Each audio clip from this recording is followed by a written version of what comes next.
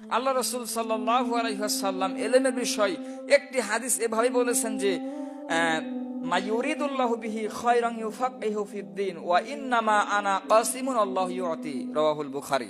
সহিহ বুখারী হাদিস নম্বর 5645।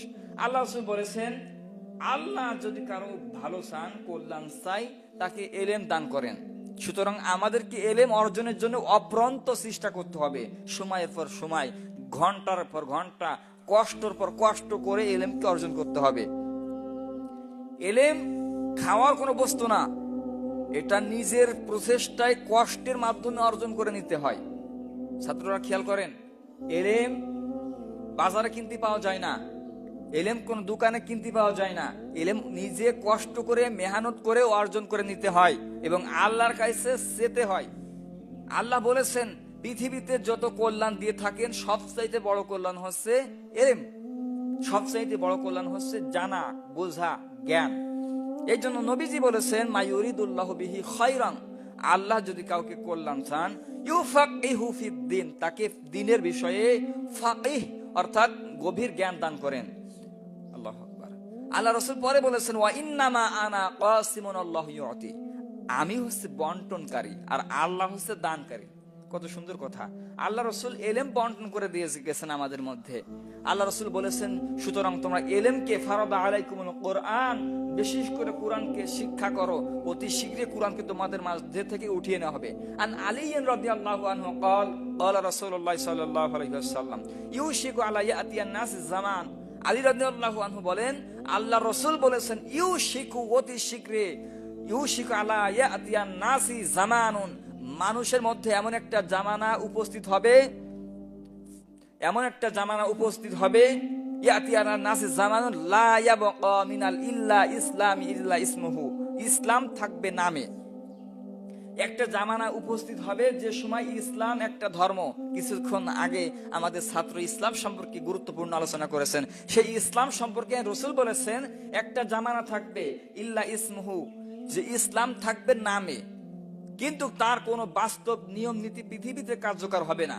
সে কথা আল্লাহ রাসূল বলেছেন। ইসলাম নামে থাকবে, ইসলামের বিধান মানুষের মধ্যে কার্যকর হবে না, এ কথা আল্লাহ রাসূল বলেছেন। রাসূল সাল্লাল্লাহু আলাইহি ওয়াসাল্লাম বলেছেন, ওয়ালা কুরআনা ইল্লা রাসমুহু, কুরআন মাজিদ থাকবে অক্ষরিক কায়দায়, কুরআনের হরফগুলো, কুরআনের টান, গুন্না, মাদ, এগুলো জায়গাটা জায়গায় থাকবে, ফেরেশতার গুলো সেই ফেরেশতা জায়গার মতো জায়গায় থাকবে, কিন্তু ইল্লা রাসমুহু, কুরআনের কোন নির্দিষ্ট যে বিধানগুলো আছে একটা কার্যকর থাকবে না। মাসাজিদুহুম আমিরাতুহুম ওয়া হিয়া খারাবুহুম নাসরিদুল হুদা, মসজিদ হবে মাসাজিদুহুম আমিরাতুহুম, অনেক সুন্দর, খারাবুহুম, অনেক সুন্দর করে সাজানো গোছানো থাকবে। মসজিদুল হুদা, মসজিদের ভিতরে হিদায়াত থাকবে না, বেদাতে পরিপূর্ণ, তাই না? মসজিদে ঢুকলে দেখা যায় গল্প, আবার দুনিয়াবি চিন্তা, মানুষের দুনিয়াবি চিন্তা থাকবে, সমস্যা নেই, বলুক, কিন্তু মসজিদের মধ্যে বেদাত, মসজিদের মধ্যে মানে আমরা ফাহিশা কথা বললে চলে, বর্তমান মসজিদগুলো হয়ে গেছে। সুতরাং আল্লাহ রাসূল সাল্লাল্লাহু আলাইহি ওয়াসাল্লামের বাণী থেকে আমাদেরকে বুঝতে হবে, তিনি বলেছেন, মাসাজিদুহুম আমিরাতুহুম ওয়া হিয়া খারাবুহুম মাসজিদুল হুদা, মসজিদে হিদায়াত থাকবে না। মাসজিদুল হুদা উলামাউহুম শাররুম মিন তাহতি আদিমিস সামাওয়াতি মিন ইনদিহিম লা তাখরুজুল ফিতনাতু ওয়া ফিহা মিনহা তাউদ, এমন একটা সময় আসছে যে সময়ে উলামাদের কোনো সম্মান থাকবে না, আলেমদের কোনো সম্মান থাকবে না। উলামাউহুম শাররুম মিন তাহতি আদিমিস সামা, মনে হবে তামাম পৃথিবীর মানুষের মধ্যে, তামাম পৃথিবীর মানুষের মধ্যে ঘৃণিত বস্তু হচ্ছে আলেম সমাজ, এটা মনে হবে। আদিমিস সামাওয়াতি মিন ইনদিহিম, আল্লাহ আসমান থেকে পানি বর্ষণ করা বন্ধ করে দেবেন। লা তাখরুজু মিনহাল ফিতনাতু ওয়া ফিহা মিনহা তাউদ, আল্লাহ তাআলা রাসূল বলেছেন, তখন ফিতনা মানুষের সামনে প্রকাশিত হয়ে যাবে, ফিতনা মানুষের সামনে প্রকাশিত হবে। ও আল্লামা আলাইকা মিনাল কোরআন, এই জন্য তোমরা বিশেষ করে কোরআন শিক্ষা করো, ইলমকে জানো, ইলম জানো, নতুবা অতি শীঘ্রই তোমাদের মাঝখান থেকে ইলমকে উঠিয়ে নেওয়া হবে। ইলম জানার জন্য প্রচেষ্টা করতে হবে ইনশাআল্লাহ। ইমাম বুখারী রাহিমাহুল্লাহ যখন ইলম শিক্ষা করবেন, তিনার কিন্তু ছোট্ট বয়সে অন্ধ হয়ে গেছিলেন। ইমাম বুখারী রাহিমাহুল্লাহ 4 বছর বয়স থেকে 8 বছর বয়স পর্যন্ত তিনি অন্ধ ছিলেন। তার মা দোয়া করত।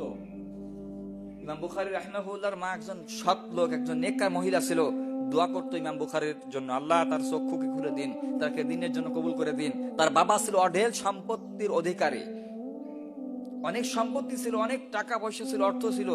এই জন্য ইমাম বুখারী রাহিমাহুল্লাহ বেশি করে দান করতেন এবং তার জীবনে পড়ার পিছনে তার মা সব টাকা খরচ করেছেন। আল্লাহু আকবার। ইলম অর্জনের জন্য তিনি অনেক কষ্ট করেছেন।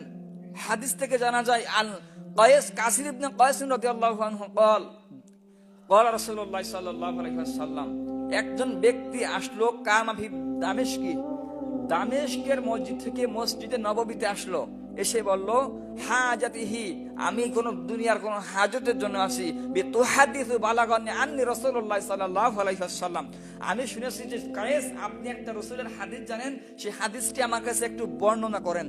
দুনিয়া বিহাজাতিহি, এছাড়া আমি কোনো নিজস্ব কোনো প্রয়োজন মেটানোর জন্য আপনার কাছে আসিনি, একটি হাদিস একটি জ্ঞান সংগ্রহ করার জন্য আসছি। আল্লাহু আকবার। কি কষ্ট মেহনত করছে তারা, তাই না? একটি ইলমের জন্য অনেক কষ্ট করছেন। তখন আল্লাহ রাসূল সাল্লাল্লাহু আলাইহি ওয়াসাল্লামের বাক্য তিনি বললেন, রাসূল সাল্লাল্লাহু আলাইহি ওয়াসাল্লাম বলেছেন, সালাকালাকাল ফি তরিক, যে রাস্তা দিয়ে তালবে ইলম যায় তার পায়ের নিচে কারা ফেরেশতারা, ফেরেশতাদের মুকুট মানে পাখা বিছিয়ে দেয়। হাদিসে এই হাদিসটি বর্ণনা করলেন। কত গুরুত্বপূর্ণ একটা বিষয়। সুতরাং ইলমকে আমাদের অর্জন করতে হবে।